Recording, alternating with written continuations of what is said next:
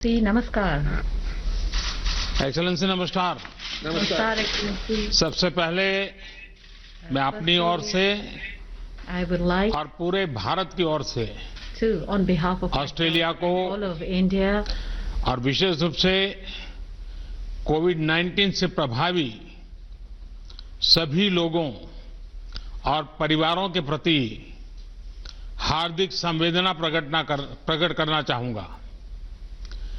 इस वैश्विक महामारी ने विश्व में हर प्रकार की व्यवस्था को प्रभावित किया है और हमारे समिट का यह डिजिटल स्वरूप इसी प्रकार के प्रभावों का एक उदाहरण है।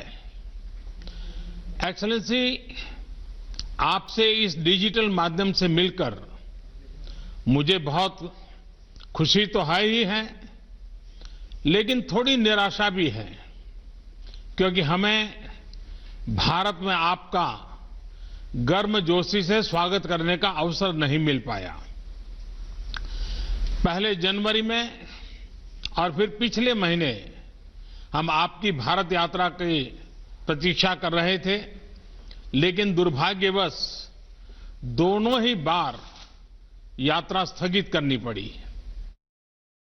भारत यात्रा का स्थान नहीं ले सकती हैं। एक मित्र के नाते मेरा आपसे आग्रह है कि स्थिति सुधरने के बाद आप शीघ्र सपरिवार भारत यात्रा का प्लान करें और हमारा आतिथ्य स्वीकार करें। एक्सेलेंसी, भारत ऑस्ट्रेलिया संबंध विस्तृत होने के साथ साथ गहरे भी हैं और यह गहराई आती है हमारे shared values, shared interest, shared geography और शेयर्ड ऑब्जेक्टिव्स से। पिछले कुछ वर्षों में हमारे सहयोग और तालमेल में अच्छी गति आई है। यह सौभाग्य की बात है कि हमारे संबंधों की बागडोर का एक छोर आप जैसे सशक्त और विजनरी लीडर के हाथ में है। मेरा मानना है कि भारत और ऑस्ट्रेलिया के संबंधों को और सशक्त करने के लिए यह परफेक्ट समय है, परफेक्ट मौका है। अपनी दोस्ती को और मजबूत बनाने के लिए हमारे पास असीम संभावनाएं हैं। ये संभावनाएं अपने साथ चैलेंजेस भी लाती हैं। चैलेंजेस की किस तरह इस पोटेंशियल को वास्तविकता में ट्रांसलेट किया जाए ताकि दोनों देशों के नागरिकों, बिजनेसेस, एकेडमिक्स, रिसर्चर्स इत्यादि के बीच लिंक्स हो और जो और मजबूत बने। कैसे हमारे संबंध अपने क्षेत्र के लिए और विश्व के लिए एक फैक्टर ऑफ स्टेबिलिटी बने, कैसे हम मिलकर ग्लोबल गुड के लिए कार्य करें, इन सभी पहलुओं पर विचार की आवश्यकता है। एक्सेलेंसी, समकालीन विश्व में देशों की एक दूसरे से अपेक्षाएं और हमारे नागरिकों की हमसे अपेक्षाएं बढ़ गई हैं। डेमोक्रेटिक वैल्यूज को शेयर करने के नाते हम दोनों देशों का कर्तव्य है कि इन अपेक्षाओं पर हम खरे उतरे और इसलिए वैश्विक कल्याण के मूल्य जैसे लोकतंत्र, rule of law, freedom, mutual respect, international institutions का सम्मान और पारदर्शिता आदि को अपहोल्ड करना और प्रोटेक्ट करना हमारी सैक्रेड रिस्पॉन्सिबिलिटी है। यह एक प्रकार से भविष्य के लिए हमारी धरोहर है।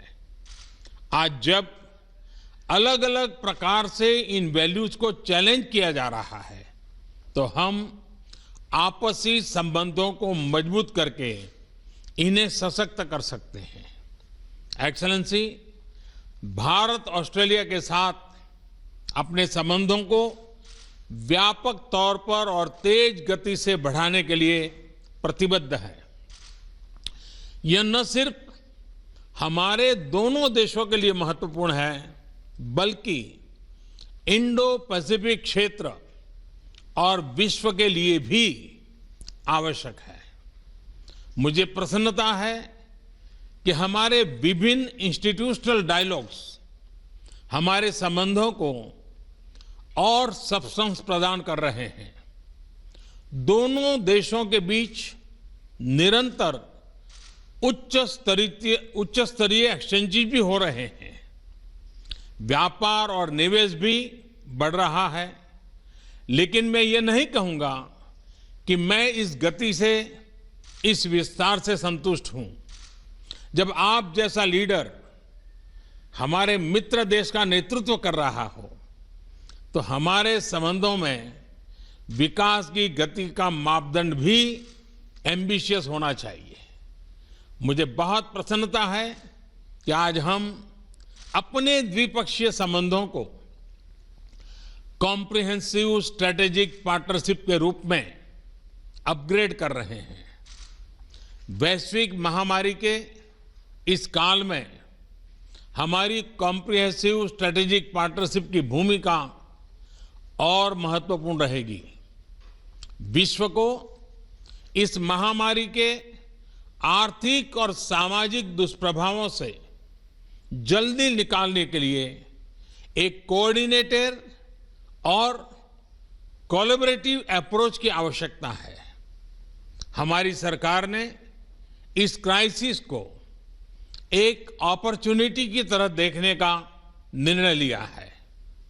भारत में लगभग सभी क्षेत्रों में व्यापक रिफॉर्म्स की प्रक्रिया शुरू की जा चुकी है।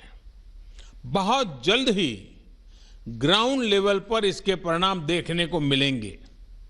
इस कठिन समय में आपने ऑस्ट्रेलिया में भारतीय समुदाय का और खास तौर पर भारतीय छात्रों का, हमारे स्टूडेंट्स का जिस तरह ध्यान रखा है, उसके लिए मैं विशेष रूप से आपका आभारी हूं। एक्सेलेंसी, मैं इस वर्चुअल समिट के माध्यम से आपसे बात करने के लिए, इस अवसर के लिए मैं फिर से एक बार आभार व्यक्त करता हूं।